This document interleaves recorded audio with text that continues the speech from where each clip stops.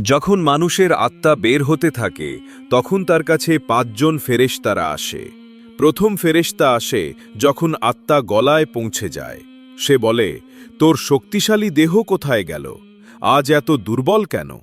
যখন আত্মা সম্পূর্ণ বের হয়ে যায় তখন দ্বিতীয় ফেরেশতা এসে বলে, তুই যে ধনসম্পদ জমিয়েছিলি আজ সেগুলো কোথায়? যখন তার জানাজা ওঠে তখন তৃতীয় ফেরেশতা এসে বলে, আজ তুই এমন এক দীর্ঘযাত্রায় যাচ্ছিস যা আগে কখনো করনি। তুই এমন এক সংকীর্ণ ঘরে প্রবেশ করছিস যেখানে শোবারও যথেষ্ট জায়গা নেই।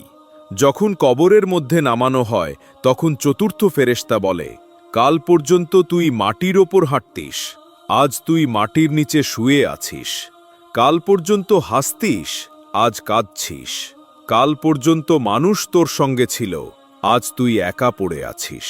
আর যখন কবরের ওপর মাটি ঢেকে সবাই চলে যায় তখন পঞ্চম ফেরেশতা বলে, তোর কাছের সবাই তোর কাছ থেকে দূরে চলে গেছে, তারা থাকলেও কোনো উপকার হতো না।